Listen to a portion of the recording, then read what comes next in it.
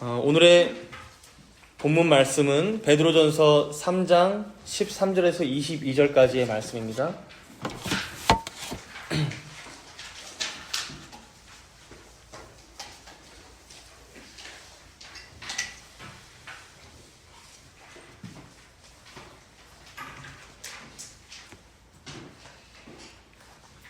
신약성경 380페이지에 있습니다. 베드로전서 3장 13절에서 22절까지 봉독합니다. 또 너희가 열심으로 선을 행하면 누가 너희를 해하리요?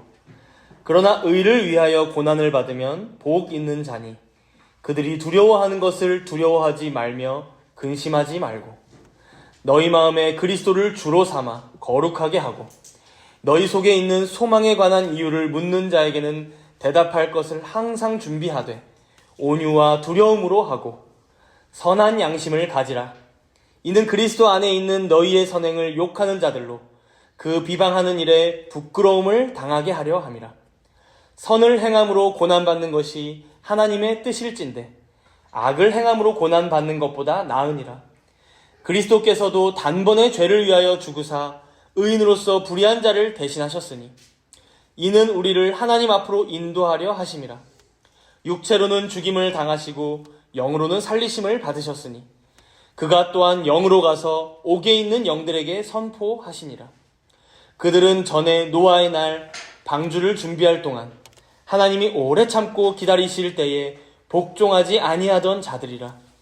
방주에서 물로 말미암아 구원을 얻은 자가 몇 명뿐이니 겨우 8명이라. 물은 예수 그리스도께서 부활하심으로 말미암아 이제 너희를 구원하는 표니 곧 세례라. 이는 육체의 더러운 것을 제하여 버림이 아니요 하나님을 향한 선한 양심의 간군이라. 그는 하늘에 오르사 하나님 우편에 계시니 천사들과 권세들과 능력들이 그에게 복종하느니라. 아멘. 우리가 지금까지 계속해서 말씀을 살펴보고 있지만 베드로전서 말씀은 계속해서 우리에게 신자로서, 성도로서, 그리고 교회로서 이방인들과 함께, 즉 불신자들 가운데 들어가서 그들과 함께 호흡하고 대화하고 그들을 오히려 섬기고 그들 가운데 그렇게 하나님의 영광을 드러내며 이렇게 살아가라고 요구하고 있습니다. 그렇다면 우리가 한번 생각해 볼 것은 바로 이러한 삶이 여러분들에게 좀 어떠시냐는 것입니다. 여러분들 베드로전서 말씀을 듣고 여러분들이 당장 세상에 나가서 살아갈 때에 그게 살아갈 만 하십니까? 아니면 가면 갈수록 더 어려워지는 것 같으십니까? 아마 제가 생각하기로는 불과 20-30년 전만 해도 그래도 교회 다닌다고 하면 혹은 교회 목사님이나 장로님이라고 하면 나름 사회에서도 존경받고 또 요즘도 그럴지는 모르겠는데 어떤 마을에 가면 장로님이라고 하면 그래도 좀 높여주고 존중해주고 권사님이라고 하면 뭔가 인심이 더 후할 것 같고 그래도 과거에는 기독교가 그런 이미지였던 것 같아요. 그런데 요즘 돌아가는 세태를 보면 더 이상 교회는, 더 이상 기독교는 이 세상에서의 존경의 대상이라기보다는 비판받고 욕먹고 사실상 이단이나 사이비와 같은 취급을 받는 게 일반적인 분위기가 된 것 같습니다. 참 속상하지만 기독교를 대표하는 사람이 전광훈이라는 사람이 돼버렸고 이미 교단에서 제명을 당했음에도 목사의 대표는 그 사람이 되어버렸죠. 그렇다 보니 어떻습니까? 정통 교단들마저, 기독교 교단들마저 그와 비슷한 취급을 받거나 혹은 신천지 혹은 하나님의 교회 이런 이단들과 별 다를 게 없는 단체 정도로 전락한 게 바로 요즘 한국 사회에서의 기독교가 아닐까 싶습니다. 교회가 이렇게 된 것이죠. 물론 이렇게 된 데에는 정광훈이나 신천지 그들의 탓만이 있는 것이 아니라 그들과 별 다른 차이를 보이지 못한 우리 정통 교단들의 문제도 당연히 많겠지만요.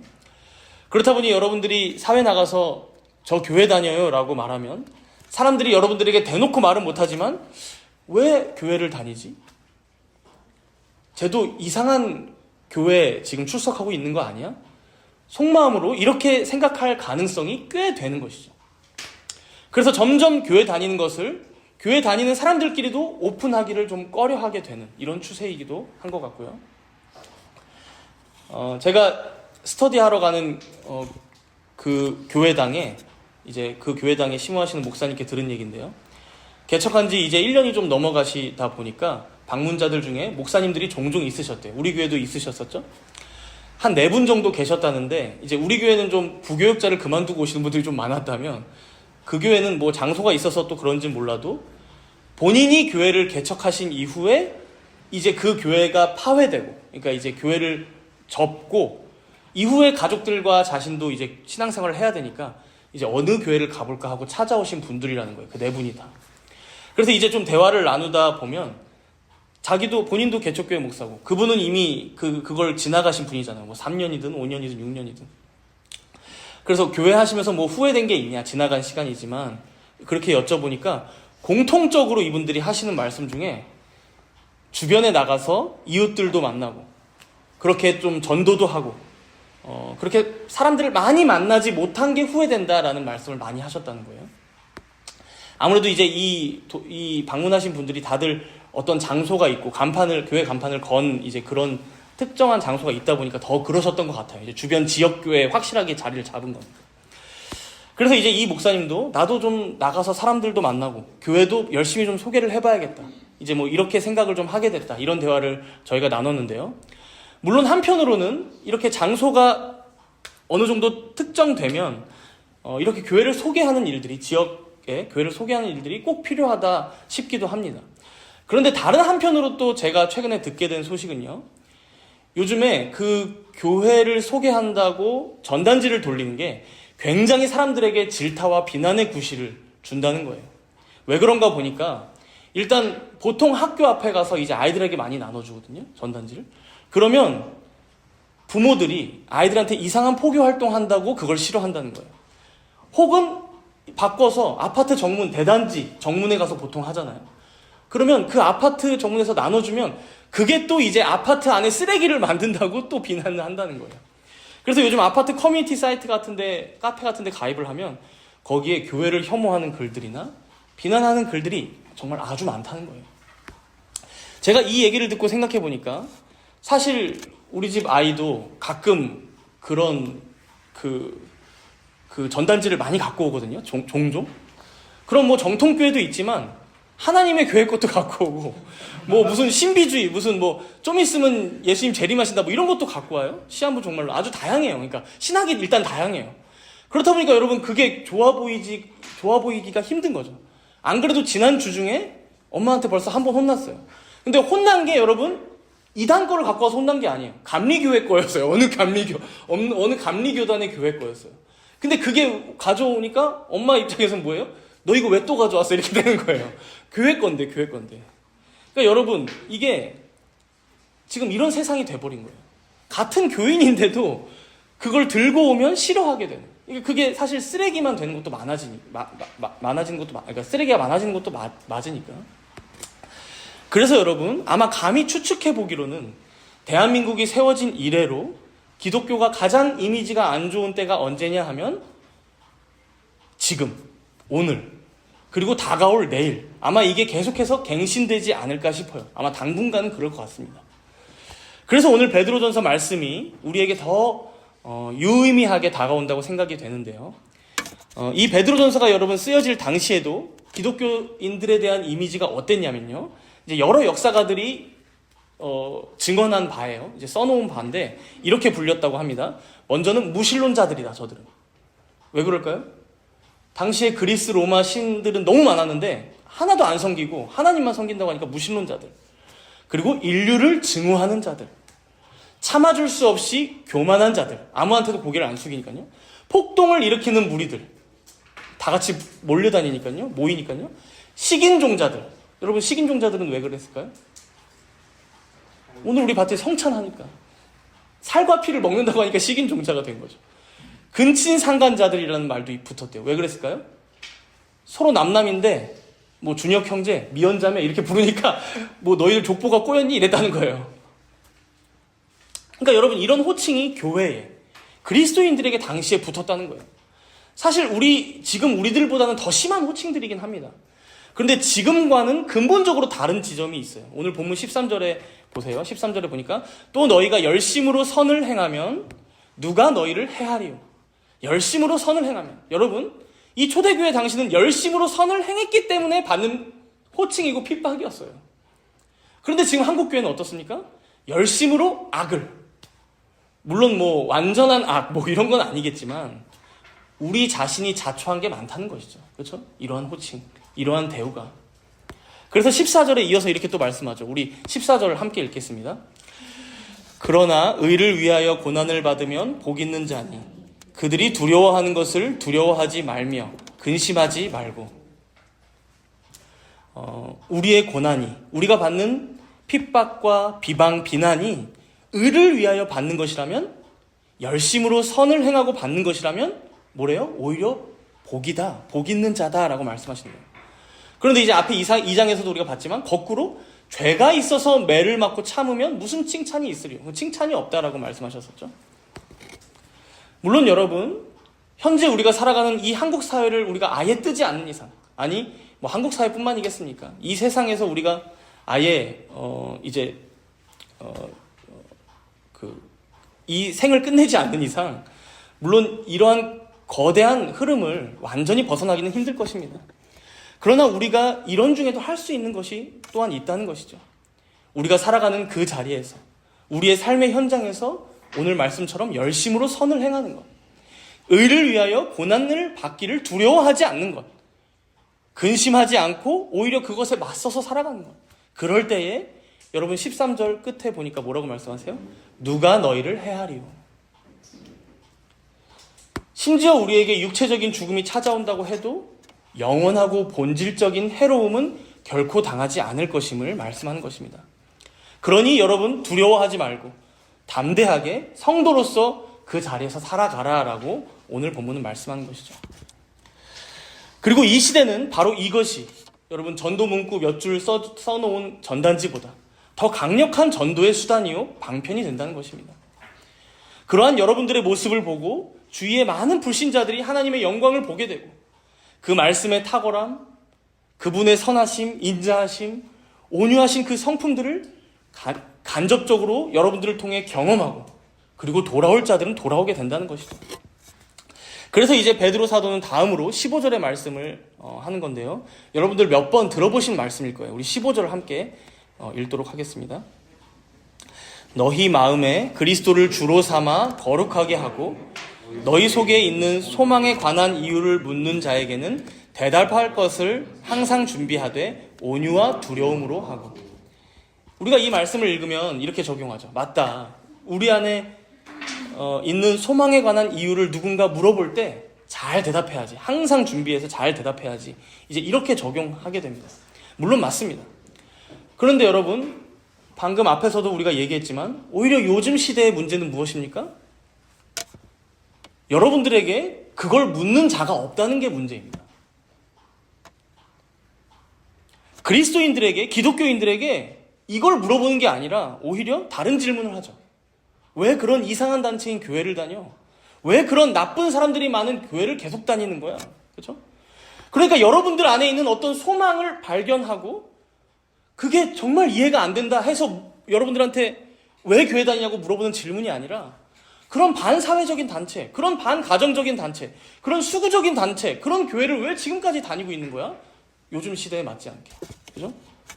이게 바로 함정이라는 것이죠.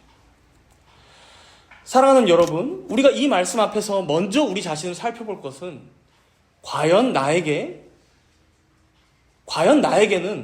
다른 사람들이 물어볼 만한, 다른 사람들이 이해하지 못하는 그런 소망을 품고 있는지, 그래서 주변 사람들이 궁금해하고 신기해하고 의아해할 만한 그런 믿음이 있는지를 여러분 되돌아봐야 한다는 것입니다. 여기서 이제 이 소망이라는 말은 단지 어떤 미래에 대한 소망 이걸 의미한다기보다는 풀어서 써보자면 신자가 가진 믿음의 전반적인 내용들을 의미합니다. 신자가 가진 믿음의 전반적인 내용들. 이 소망이라는 한 단어로 이제 이런 걸 보통 제휴법이라고 하는데 이 소망 안에 우리가 가진 믿음의 총체를 다 이제 포함한 말씀을 하는 것이죠. 신자가 가진 믿음의 전반적인 내용들. 즉 그런 소망과 믿음이 여러분들 안에 보여야 여러분들의 주변 사람들이 궁금해할 거 아니에요. 그렇죠? 자신들과는 전혀 다른 원리로, 다른 방식으로, 다른 목적으로 살아가는 게 보여야 그걸로 비난을 하든 비방을 하든 박해를 할 텐데, 여러분 쟤는 교회 다니는데 나랑 똑같아. 그럼 비방할 게 없는 거죠. 같이 잘 묻어서 살아가는 거죠. 그렇죠? 세상 사람들이 추구하는 거 똑같이 추구하고, 세상 사람들이 좋다는 것 분별 없이 다 똑같이 좇고 살아가고, 그렇게 유행을 따라 살아가고, 그러면 여러분들에게 아예 물어보질 않는다는 거예요. 궁금한 게 없으니까요. 한 번을 만나더라도 혹은 지나치며 서로 간에 한 번의 대화를 나누더라도, 혹은 시간을 잡아서 함께 밥을 먹고 교제를 할 때라도 과연 나는 이러한 그리스도의 향기를 내뿜는 사람인지 여러분들 반추해 보셔야 한다는 것입니다. 그리고 여기서 대답할 것을 항상 준비하되, 여기서 이 대답은 여러분 비난에 대하여 답변하다, 변증하다라는 의미가 있습니다. 대답, 비난에 대하여 답변하다, 변증하다. 그러니까 여러분 당시 초대교회에도 얼마나 변증할 일이 많았겠어요. 너희들 사람의 몸을 먹는다는데 그거 식인 아니야? 왜 살과 피를 서로 나눠 먹는 거야? 뭐라고 그럼 변증해야 돼요? 성찬에 대해서 변증을 해야죠. 이 의미가 무엇인지에 대해서. 왜 너희는 서로 남남인데 계속 형제 자매라고 부르는 거야? 서로 족보가 서로 꼬인 거 아니야? 그리스도 안에 하나 되었음을, 한 교회에 속한 한 가족임을 대답해줘야 하는 것이죠. 같은 맥락으로요, 여러분. 요즘 시대도 가면 갈수록 사람들이 교회로부터 떠나죠. 그렇죠? 우리가 주변에서도 종종 보지만 예수님 믿는다 하면서도 교회에 출석하지 않은 분들도 꽤 많아요. 그러면 그분들에게 말할 수 있어야겠죠. 뭐라고요? 주일날 아침에 피곤하고 귀찮더라도 왜 꼭 교회에 나가야 하는지, 왜 교회에 나가서 함께 예배드려야 하는지 알려줘야죠. 대답해줘야죠. 그렇죠? 혹은 자유가 이 시대에 그렇게 중요한 가치임에도 왜 꼭 교회의 직분자들이나 목사나 장로, 집사들에게 다스림을 받고 우리가 보호받아야만 하는지, 그 이유에 대해서 여러분들이 직접 변증해주고 대답해줄 수 있어야죠. 그렇죠? 그래서 여러분, 먼저는 우리가 바르게 믿기 위해서 교육받는 것이지만, 더 나아가서는 주변 사람들이 어느 날 무엇인가 물어볼 때, 궁금해할 때, 우리가 왜 이렇게 사는지 그것에 대해 도전해올 때 자신 있게 얘기하기 위해서 여러분들 계속해서 교육받고 공부해야 한다는 것입니다. 여러분, 사실 이게 그때그때 대답과 변증이 안 되면 어떻겠습니까? 그 질문을 한 대상도 의아해하고 이해를 못하지만, 여러분 사실 더 중요한 건 뭐냐면요, 이 질문에 대답을 못하는 나 때문에 내 안에 있는 소망, 내 안에 있는 그 작은 믿음마저 흔들리는 거예요. 여러분, 나조차도 그래, 맞다, 저렇게 사는 게 그렇게 죄는 아닌 것 같은데 나는 왜 이렇게 피곤하게 교회에 나와 있는 거지? 그렇죠? 내가 왜 이렇게 힘들게 예수님 믿으면서 살아가야 하는 것이지? 이게 여러분 저 사람한테도 대답이 안 되지만 내 자신에게도 대답이 안 되는 거예요. 그래서 여러분, 우리가 교리교육도 계속해서 꾸준히 하는 것이고, 또 많은 교회들 중에서 왜 하필 우리가 장로교인으로서 이 장로교에 다니고 있는지에 대해서도 특강 종교교역사 이런 책으로도 공부도 하고 했던 것이죠. 먼저는 내 자신이 이 소망과 믿음을 굳건히 하고, 또 그것을 주변 사람들에게 나타내야 할 때는 담대하게 나타내고 전하기 위해서. 그런데 이 대답을 할 때 여러분 태도를 어떻게 하라고 말씀합니까? 15절 마지막에 보니까 온유와 두려움으로 하고, 그렇죠? 온유와 두려움. 여러분, 여기서 이 온유와 두려움을 잠깐 살펴보면요, 먼저 온유는 세상 사람들에 대한 태도입니다. 세상 사람들에 대한 태도, 온유. 그러면 여러분, 두려움은 그 대상이 누굴까요? 세상 사람들을 두려워해라? 이건 당연히 아니거든요. 바로 앞에서도 14절 끝에도 보면 두려워하지 말며 근심하지 말라고 했어요. 그렇죠? 그럼 이 두려움은 여러분 당연히 하나님을 두려워하는 것, 하나님을 경외하는 태도로서의 두려움을 의미합니다. 그래서 여러분, 사실 이 두 가지는 각각 온유, 두려움 이렇게 설명이 되지만 여러분 분리되는 것은 아닙니다. 하나님을 향한 경외와 두려움이 있어야 여러분 세상 사람들을 향한 온유함이 우리에게 있는 것이거든요. 여러분 한번 생각해 보세요. 우리가 하나님을 향한 두려움이 별로 없어. 그건 뭡니까 여러분? 내가 받은 구원에 대해서 너무 아무렇지도 않게 생각하는 거예요. 당연한 거라고 생각한 거예요. 죄인인 나를 심판으로부터 면제시켜 주시고 죄와 사망으로부터 해방시켜 주시고 건짐 받게 해주신 것에 대한 감사함이나 그것에 대한 어떤 떨림이나 두려움이나 경외심이 없는 거예요. 그런데 여러분 세상 사람들에 대한 온유함이 나올 수 없다는 것이죠. 여러분 여기서 이 온유함은 죄인들에 대한 오래 참음의 성품입니다. 죄인들을 오래 참아주는 것. 그래서 여러분 예수님이 온유하시잖아요. 그렇죠? 하나님께서 온유하시잖아요. 그것은 죄인인 우리를, 불의한 우리를 오래 참아주시는 성품입니다. 그러니까 나를 원색적으로 비난하더라도 마찬가지로 그렇죠? 내가 성도라는 이유만으로 핍박하더라도 그 대상을 오래 참고 계속해서 온유하게 대하는 태도, 바로 이것이 여러분 온유함입니다. 그래서 그가 나에 대해서 궁금해할 때까지 참고 견디는 것이죠.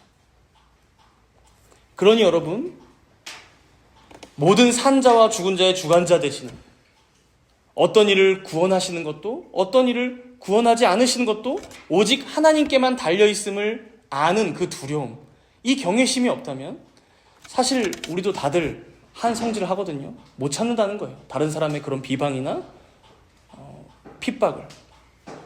그러나 어떤 이가 나에게 모진 말을 하더라도, 수치를 주더라도 언젠가 그가 하나님 앞에서 돌이키고 구원받을지도 모른다는 그 하나님께 대한 어떤 두려움과 경외심, 하나님의 그 절대적인 주권을 인정하는 태도가 있을 때야만이 진정으로 우리는 온유함 가운데 그러한 모든 고난들을 견디고 변증하며 대답하며 이 기독교 신앙에 대해 차분하게 우리가 알려줄 수 있다는 것입니다.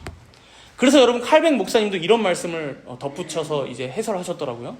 하나님을 경외할 때에 모든 거친 마음들을 길들일 수 있다. 또한 하나님의 신비에 대해 침착하게 말할 수 있게 된다. 여러분 칼뱅 목사님만큼 자신들을 공격하는 사람이 많았던 사람이 역사상 뭐 몇이나 되겠습니까? 그렇죠?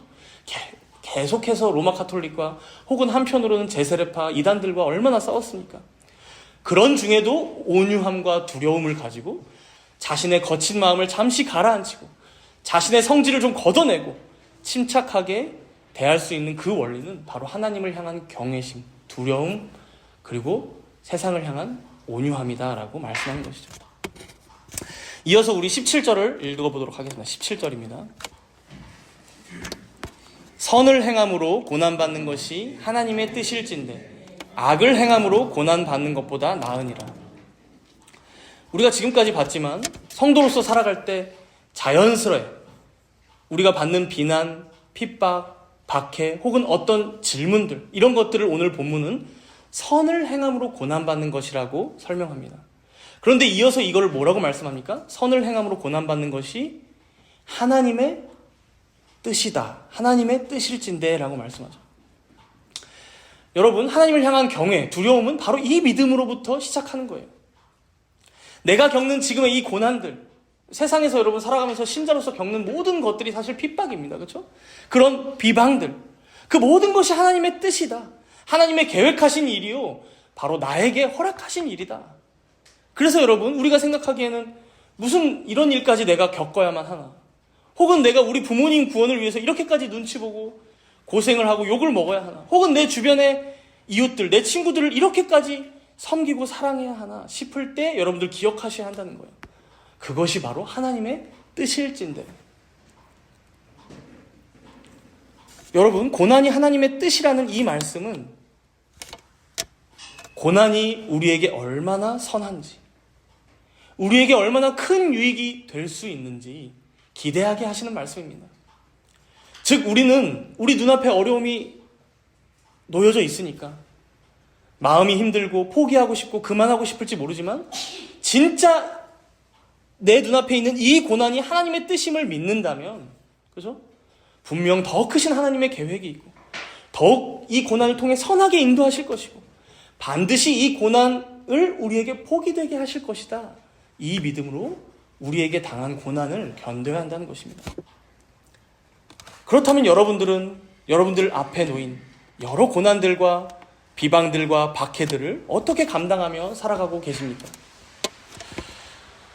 사랑하는 정다문교회 성도 여러분, 그 어떤 비방이나 핍박도, 어떤 고난이나 문제들도 결단코 여러분들을 해할 수 없음을 기억하시기 바랍니다.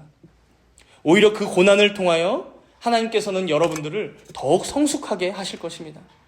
또한 여러분 주변의 많은 이들이 여러분 안에 있는 그 소망과 믿음을 통하여 하나님의 영광을 보게 되고 더해서 주님께로 돌아오게 하실 하나님의 그 위대한 뜻임을 잊지 마시기 바랍니다. 이제 이어지는 내용은 그런 우리들을 위로해주는 성경의 한 예시를 들어주고 있습니다. 먼저 우리 19절을 함께 읽도록 하겠습니다. 19절입니다. 3장 19절. 그가 또한 영으로 가서 옥에 있는 영들에게 선포하시니라. 사실 이 구절은 신약 성경 중에서 가장 난해하다고 평가받는 말씀입니다. 얼핏 읽으면 여러분 어떤 말씀 같습니까? 바로 앞에 18절 끝에부터 쭉 이어서 읽어보면 예수님이 육체로는 죽임을 당하고 영으로는 살리심을 받았는데 바로 그때 영으로 가서 옥에 있는 영들에게 복음을 선포하셨어. 그죠? 이렇게 읽혀요. 그렇다 보니 어떻습니까? 지금도 로마 카톨릭은 이 말씀을 가지고 예수님이 십자가에서 죽으신 뒤에 연옥에 다녀오셨다. 혹은 이제 영원히 지옥에 떨어질 자들이 잠깐 있는 곳이 림보거든요. 림보에 다녀오셨다. 그러니까 연옥이나 림보 교리로 이 구절을 가져다가 근거로 사용합니다. 그래서 일단 이 말씀 우리가 잘 해석하고 넘어가야 하는데요. 여러분 먼저 18절 끝에 육체로는 죽임을 당하시고 영으로는 살리심을 받았다. 이 말씀은 육체로 죽으셨지만 3일 만에 성령의 능력으로 부활하셨다. 즉 예수님의 죽으심과 부활하심에 대한 말씀이라고 우리가 해석해야 됩니다. 예수님의 죽으심과 부활하심.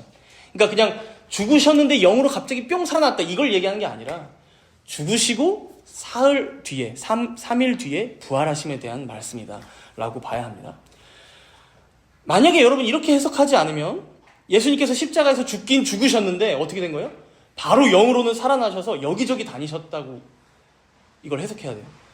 그럼 여기저기 어디냐? 로마 카톨릭이 말하든 연옥에도 가시고 지옥에도 가셨어.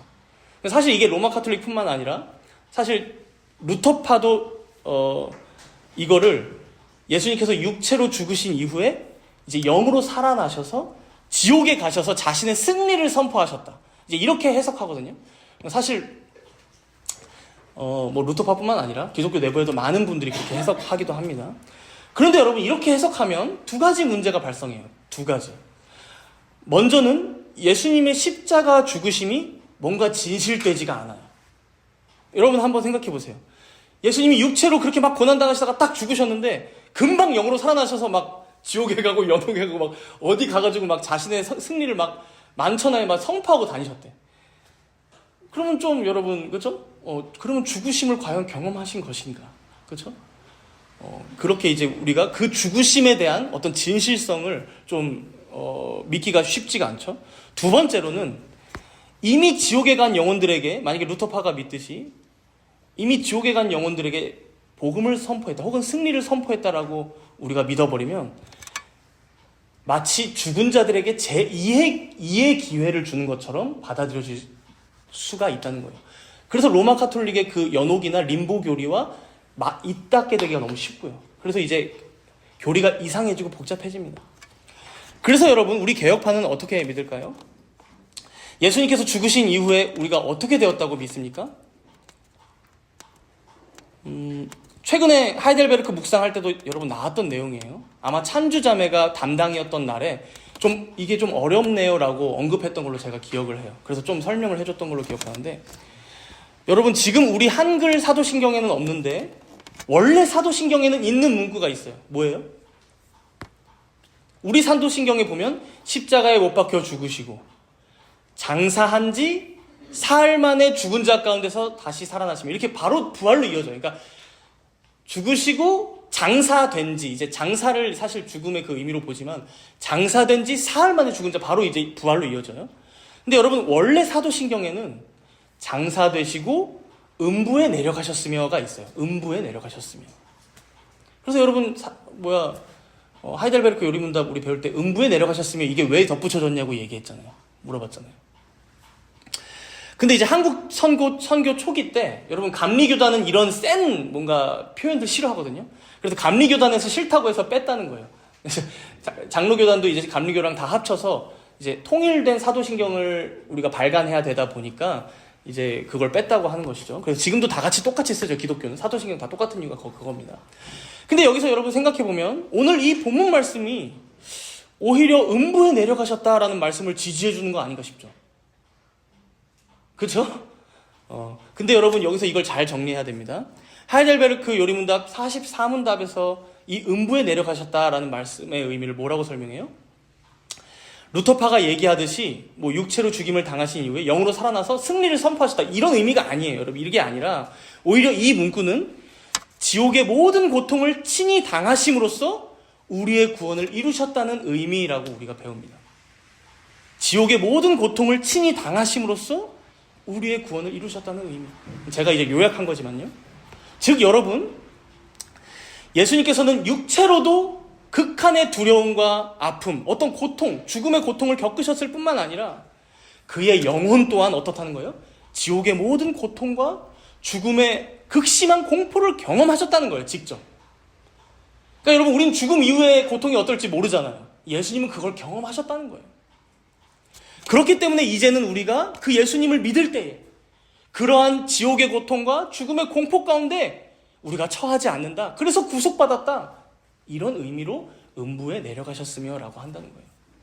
그래서 여러분 예수님께서 죽으신 이후에 장소적인 의미에 오게 가셨나라고 이렇게 생각하면 안 되고 예수님께서 경험하신 영적인 그리고 극한의 고통과 슬픔 이런 의미로 이 음부로 내려가셨으며를 해석해야 된다는 거예요. 그래서 여러분 이 부분의 문답을 우리가 해석할 때 이 베드로전서 3장 19절을 근거 구절로 안 가져와요. 근거 구절이 안 된다는 거예요. 무슨 말씀인지 알겠죠? 네. 그렇다면 여기 이제 오늘 다시 와서 여기 19절에 나온 그럼 이제 오늘 본문의 의미는 뭐냐 이게 또 중요하죠. 옥에 있는 영들은 과연 뭘 의미하는 걸까? 이제 바로 이어지는 20절을 읽으면 해답이 나옵니다. 우리 20절을 함께 읽어보도록 하겠습니다. 그들은 전에 노아의 날 방주를 준비할 동안 하나님이 오래 참고 기다리실 때에 복종하지 아니하던 자들이라. 방주에서 물로 말미암아 구원을 얻은 자가 몇 명뿐이니 겨우 8명이라. 여러분 그들은 즉 옥에 있는 영들이 누구라고요? 전에 노아의 날 방주를 준비할 동안 하나님이 오래 참고 기다리실 때에 복종하지 아니하던 자들을 의미하는 거야 라는 거예요. 여러분 아시지만 노아가 방주를 한참 동안 만들었잖아요. 아마 거의 100년 가까이 만든 걸로 추측돼요. 정확하진 않아요. 한 7, 80년 정도로 추측합니다. 성경에 나와 있지 않아서요. 그런데 그렇게 오랜 기간 방주를 만드는 동안 예수의 영, 성령이 복음을 전했지만 끝까지 믿지 않는 자들이 있었다. 그래서 여러분 19절 말씀을 우리가 이렇게 이해해 볼 수 있는 거예요. 이제 19절 말씀을 중간에 적절한 말을 이제 적절한 어떤 시제를 넣으면 좀 더 이해가 잘 될 수 있어서 여러분들 잘 이해하시라고 제가 문제에도 일부러 넣어놨어요. 이제 이렇게 이해해 볼 수 있는 거예요. 그가 또한 영으로 가서 이 영은 그리스도의 영입니다. 맞습니다. 그가 또한 영으로 가서 지금 옥에 있는 영들에게 그때에 선포하시니라. 여러분 이렇게 넣어도 좀 어려운데 그러니까 지금 옥에 갇혀 있다고 표현되는 거예요. 그렇죠? 죄인들은 죽었기 때문에 그 옥에서 나오지 못합니다. 그렇죠? 지옥이니까. 그런데 그걸 언제 선포하셨냐? 그때에 노아의 날 그때에 선포하셨다라는 걸 지금 설명한다는 거예요.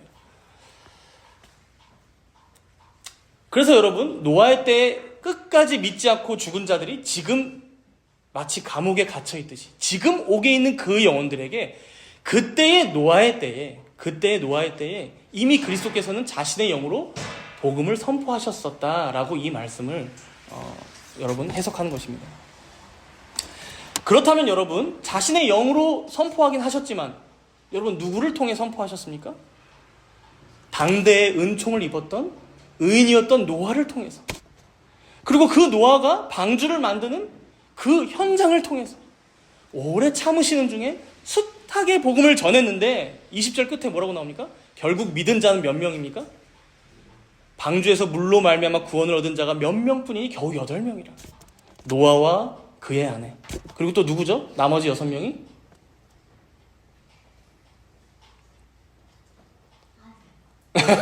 노아의 아들 3명과 그의 며느리 3명이죠. 네 커플이 이제 그 방주에 탄 겁니다. 결국 뭘 말씀하고 있습니까? 노아의 날 때도 봐라. 노아와 노아의 그 8식구 빼고는 당대에 있던 그 많은 죄인들이 다 멸망당하고 말았다. 끝까지 자신의 죄를 회개하지 않고 심판받은 자들이 허다했다라는 것이죠. 그럼 여러분 거꾸로 생각해 보세요. 노아가 방주를 만들며 살아갔던 그 몇십 년의 기간 동안 얼마나 많은 핍박과 박해와 비난과 비방을 받았겠습니까? 쟤는 자기만 잘났다고 저렇게 방주를 만들더라. 쟤는 무슨 비 한 방울 내린 적 없는 이 지구에 무슨 물이 온 세상을 덮는다고 하는지 모르겠다. 좀 돈 것 같다. 신이 있으면 우리 눈에 좀 보여줘야 하는데 어디 보이냐. 이런 비방들, 이런 박해들 얼마나 많이 받았을까요? 그런데 그런 중에 노아는 끝까지 선을 행함으로 그 고난을 견디며 지냈고 결국에는 방주를 통해 구원받게 되었다. 이 말씀을 동일하게 오늘을 살아가는 우리들에게 여러분 하나의 예시로 말씀하신 거예요. 여러분, 우리가 현재 한국교회 상황이나 혹은 21세기에 존재하는 숱한 많은 나라의 상황들을 보면서도 솔직히 얼마나 많이 실망하고 낙심할 때가 많습니까? 그리고 오늘 본문의 베드로 사도 또한 당시에 여기저기 흩어져 있던 신자들에게, 그래서 우리가 저번에 봤지만 매일같이 주인의 폭정을 견뎌야만 하는 노예들, 매일같이 남편의 어떤 비방과 폭력을 받으며 살아가는 그 여자들, 그들에게 말씀하는 것이죠. 너무 힘겹고 마음이 어려울 때 있을 수 있다. 그러나 그럴 때에 우리와 함께 참아냈던, 함께 견뎠던 우리의 믿음의 선진들을 봐라. 먼저는 여기 창세기의 노아를 봐라. 여러분, 학자들의 연구에 따르면 노아의 때에 아마 당시 지구의 인구가 수억 명 혹은 많게는 수십억 명까지 있었다라고 보통 연구하더라고요. 그런데 여러분, 그 모든 사람들이 어땠어요? 창세기 6장 5절에 보니까 여호와께서 사람의 죄악이 세상에 가득함과 그의 마음으로 생각하는 모든 계획이 항상 악할 뿐임을 보시고 땅 위에 사람 지으셨음을 한탄하사 그 마음에 근심하셨다라고 말씀해요. 그러니 여러분, 지금 우리들이 이 노아보다 더 힘들다고 말할 수 있겠습니까? 같은 맥락으로 18절 앞부분에도 또 이렇게 나오죠. 그리스도께서도 단번에 죄를 위하여 죽으사 의인으로서 불의한 자를 대신하셨으니 이는 우리를 하나님 앞으로 인도하려 하심이라. 여러분, 우리들도 각자의 인생 가운데 숱한 고난들도 있고 비방이나 핍박들, 견뎌내기 힘든 여러 가지 말들 많지만, 그러나 이 믿음의 선진들을 볼 때 노아와 아브라함과 이삭과 야곱과 요셉과 모세, 이런 자들을 볼 때 그들의 마음을 알아주는 이가 한 명도 없었고, 그럼에도 오직 자신만 오직 하나님 앞에서 살아가고, 그럼에도 그것이 진리이기에 거기에 생명을 걸고 따라가는 참된 주님의 백성들은 있었다라고 우리에게 말씀하는 거예요. 노아의 때는 수십억 명의 사람들 뒤로 하고 딱 8명 구원받았다는 건데, 여러분, 그래도 지금은 어떠합니까? 그래도 교회도 많고, 그렇죠? 그래도 하나님의 백성들이 곳곳에 살아가고, 물론 그 중에 누가 택함 받았는지, 누가 수요에 들어있는지 그것은 우리가 겸손하게 생각하고 지켜봐야겠지만, 그래도 우리처럼 좋은 환경에서 신앙생활을 하는 시대가 여러분 역사상 찾기 어렵다는 것이죠. 초대교회 비교해도 그렇고 오늘 본문에 나오는 구약시대 비교해도 그렇고요. 거기다 전혀 그러지 않으셔도 되는 의인이신 예수님께서는 이런 불의한 우리들을 위해서, 우리를 하나님 앞으로 인도하기 위해서 모든 고난과 핍박과 수치와 모욕을 다 참으시고 견디시고 끝까지 그 부끄러움을 개의치 않으시며 지옥의 그 극심한 고통까지 견디셨다는 거예요. 그러니 여러분, 우리가 이러한 믿음의 선진들, 또 우리 주님을 바라볼 때 우리 또한 우리 앞에 놓인 이 생을 감당해야 하지 않겠냐. 이렇게 오늘 말씀은 한편으로는 우리에게 위로와 격려를, 또 한편으로는 끝까지 진리를 따라 살기를, 또 끝까지 선을 행함으로 고난을 받기를 여러분 도전하고 있다는 것입니다. 진정 너희들이 구원받았다면 더 이상 지금 옥에 갇혀있는 그 영혼들처럼 교만하게 살지 말아라. 회개함으로 주님께 은혜를 구하고 순종함으로 고난 중에도 선을 행하는 자들로 살아라 말씀하는 거예요. 그래서 이제 21절에 보시면 21절에 잠깐 보시면 세례에 대해서 잠깐 언급하고 있는데요. 여러분 노아의 방주에 탔던 그 8명은 믿음이 있었기 때문에 방주에 탔고 구원을 받은 것이죠. 그렇죠? 여러분 같은 원리예요. 마찬가지로 우리가 받는 세례도 세례를 받았기 때문에 구원을 받는 게 아니죠. 뭐예요? 이미 믿음이 있었기 때문에 이미 구원을 받았기 때문에 물로 그 표로 세례를 받은 것이죠. 그렇죠? 구원의 표로. 그렇다면 여기 있는 우리들 모두는 이미 구원을 받았다는 표로서 세례를 받은 자들이라는 거예요. 그렇죠? 하나님의 백성, 하나님의 언약 백성이라는 표로 세례를 받은 거예요. 너희가 그렇게 교회의 공적인 회원이 된 자들이라면 여러분 21절 마지막에 보세요. 하나님을 향한 선한 양심의 간군이라. 여러분 그 앞에 보면 이는 육체의 더러운 것을 제하여 버림이 아니야. 그러니까 세례로 육체의 더러운 것을 제한 것이 아니라 이미 그것은 제하여 줬었고 너희들은 이제 뭘 해야 돼요? 하나님을 향한 선한 양심의 간구. 여러분 여기서 간구는 부지런히 찾다라는 의미예요. 부지런히 찾고 간구하다. 그러니까 우리가 세례받고 교회의 공적인 회원이 된 자들이라면 마땅히 선한 양심을 부지런히 찾고 구함으로 살아가야 한다. 너희들 그렇게 하기로 서약하고 물로 세례받은 거야 라고 말씀하는 거예요. 그러니 더 이상 구원을 아직 못 받은 자처럼 지금도 옥에 갇혀있는 그 영들처럼 그렇게 선한 양심 없이 악을 행한다거나 정욕과 탐욕을 좇는다거나 진리를 쫓지 않고 세상의 유행만을 따라간다거나 그래서는 안 된다라고 말씀하시는 거예요. 사랑하는 성도 여러분, 이 말씀 앞에서 여러분들은 어떤 삶을 살아가고 있는지 각자 되돌아보시기 바랍니다. 신자로 살아가야 한다는 그 압박감, 그 외로움, 그 쓸쓸함 앞에서 여러분들의 입술에서 원망과 불평이 나올 때면 여러분 창세기의 노아를 다시금 들여다보시기 바랍니다. 혹은 애굽의 종으로 끌려갔던 그 요셉을 보시기 바랍니다. 혹은 모두가 배신하는 중에도 하나님을 찬송했던 다윗을 보시기 바랍니다. 그리고 궁극적으로는 모든 불의한 자들을 위하여, 아니 그런 불의한 나를 위하여 말없이 죽음의 길을 끝까지 걸으시고 결국에는 십자가에서 죽임당하셨으며 음부에 내려가셔서 우리가 당해야 할 그 죽음의 극심한 고통까지 다 뒤집어 쓰셨던 그 예수님을 바라보시며 견디고 승리하시는 여러분 되시기 바랍니다. 이제 마지막으로 오늘 말씀은 이렇게 마칩니다. 우리 본문 22절을 함께 읽도록 하겠습니다. 22절입니다. 그는 하늘에 오르사 하나님 우편에 계시니 천사들과 권세들과 능력들이 그에게 복종하느니라. 우리가 오늘 본문 첫 구절 13절에서도 봤지만 누가 너희를 해하리요? 라고 말씀했습니다. 근데 사실 이 말씀을 들을 때에 어떤 의미인지는 좀 알겠지만 사실 그렇게 와닿지는 않거든요. 왜요? 계속 고난 받겠다고 하니까요. 계속 너희들 의를 위하여 핍박받을 거라고 얘기하니까요. 그러나 여러분 그런 중에도 이 말씀이 진리이고 참인 이유, 즉 누구도 우리를 결단코 해할 수 없는 궁극적인 이유는 무엇입니까? 오늘 본문 마지막에 말씀하고 있는 거예요. 그는 하늘에 오르사 하나님 우편에 계시니 천사들과 권세들과 능력들이 그에게 복종하느니라. 절묘하게도 지난 한 주간 우리가 묵상한 하이델베르크 요리문답의 내용이 바로 이 내용이었어요. 하늘에 오르사, 사도신경 안에 있는 이 하늘에 오르사라는 문구가 어떤 의미냐, 이걸로 네 문답을 할애해서 여러분 설명을 했어요. 여러분 그리스도께서 십자가에서 죽으시고 장사되시고 음부에 내려가시고 부활하신 이후에 하늘에 오르사 하나님 우편에 앉아 계신다라는 이 말씀의 의미는 지금도 그가 살아계셔서 온 세계와 온 우주 만물을 친히 다스리시며 주관하고 계신다라는 의미입니다. 그렇게 오늘 본문 말씀처럼 그 앞에 누가 무릎을 꿇고 있습니까? 모든 천사들이 무릎을 꿇고 그를 높입니다. 모든 세상의 권세자들과 능력자들이, 사단과 죽음의 권세를 포함한 모든 세상의 힘과 권세들이 그 앞에 엎드려 경배하고 복종하고 있다는 것입니다.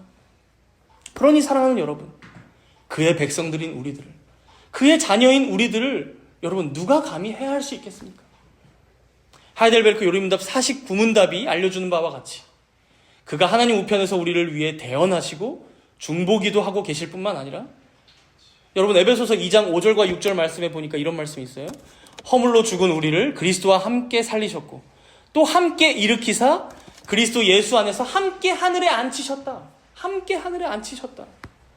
그가 앉아 계신 것을 볼 때 우리도 그와 함께 앉아 있는 것입니다, 여러분. 하늘에. 그러니 여러분, 우리가 혹시라도 이게 잘 믿어지지 않는다 하더라도 바로 세례가 여러분들이 다 받았던 세례예요. 여러분 그걸 다시 한번 기억해내세요.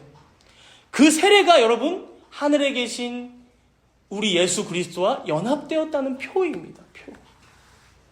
또한 우리가 오늘 함께 참여할 이 성찬식이 바로 이 연합을 더욱 우리 안에 믿음으로 강화시켜 주시는 예식입니다.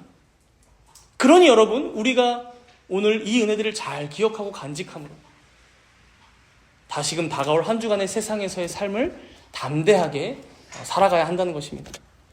사랑하는 성도 여러분, 오늘 이 말씀들을 잊지 마시고 잘 기억하면서 여러분들 안에 있는 소망과 믿음을 지키시되 온유와 두려움으로 증거하며 살아가시는 여러분 되시기를 바랍니다.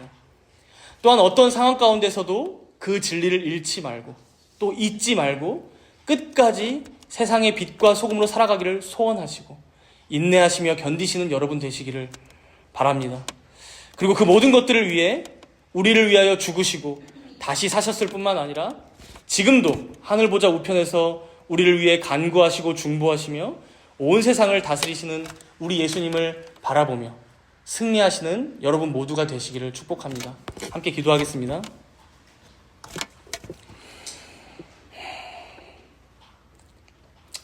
먼저 세상 가운데 살아가고 있는 우리 자신의 모습들이 어떠한지 되돌아보며 회개하도록 하겠습니다. 진정 의를 위하여 고난받기를 주저하지 않고 있는지, 열심으로 선을 행함으로 고난받기를 즐거워하며 기뻐하고 있는지를 되돌아보겠습니다. 그런 자들에게 세상은 우리 안에 있는 소망과 믿음의 그 이유를 묻는다고 말씀합니다. 그런데 혹시 내 주변에는 전혀 그런 자들이 없진 않은지 반추해보며 반성하고 회개하도록 하겠습니다. 또한 이 길이 비록 좁은 길이고 협착하여 사람들이 찾지 않는 길이지만 노아와 같이 아브라함과 요셉과 모세와 같이 믿음의 사람들은 결국 이 길을 걸었고 우리 또한 이 길을 가야만 함을 알았습니다. 우리가 오늘 들은 이 말씀을 기억하며 믿음의 선진들의 뒤를 따라가는, 아니 의인이셨지만 불의한 우리를 위하여 대신 죽으신 우리 예수님의 뒤를 따라 진리를 위해 살아가는 우리들이 되게 해달라고 우리 잠시 동안 간절히 함께 기도하도록 하겠습니다.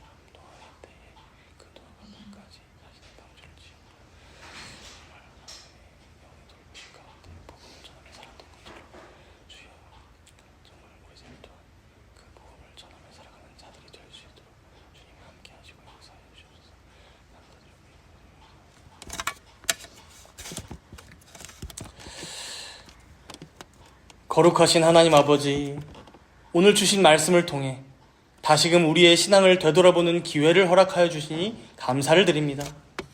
비록 세상이 우리를 비난하고 우리의 믿음을 조롱할지라도 노아처럼 또 예수님처럼 끝까지 선을 행하며 고난을 견디는 것이 하나님께서 우리에게 요구하신 삶이요 하나님의 귀하신 뜻임을 알게 하시니 감사를 드립니다. 하오나 주님, 우리의 연약함과 부족함 또한 고백합니다. 세상의 가치관에 흔들리고 믿음으로 살아가지 못한 순간들이 참으로 많았습니다. 교회의 거룩한 이름을 더럽히고 하나님을 영화롭게 하지 못하는 부끄러운 시간들을 보내기도 합니다. 이런 우리들을 불쌍히 여겨 주시옵소서. 그리하여 우리 안에 있는 탐욕과 이기심, 또 교만함과 불신앙을 내려놓고 오직 주님의 온유하심과 겸손하심을 배우는 우리들 모두가 되게 하여 주시옵소서. 그리하여 우리가 세상 가운데에서도 언제나 믿음과 용기를 잃지 않게 하여 주시옵소서. 항상 준비하되 온유와 두려움으로 대처하고 지혜롭게 분별하도록 이끌어 주시옵소서. 열심으로 선을 행하되 다가오는 고난이 있다 하더라도 두려워하지 않는 담대한 믿음을 허락하여 주시옵소서. 또한 그 모든 일들이 오직 하나님의 뜻임을 신뢰함으로 날마다 감사와 기쁨 가운데 살아가는 우리들 모두가 되게 하여 주시옵소서. 이 모든 말씀 감사드리오며 우리 주 예수 그리스도의 이름으로 기도드리옵나이다. 아멘.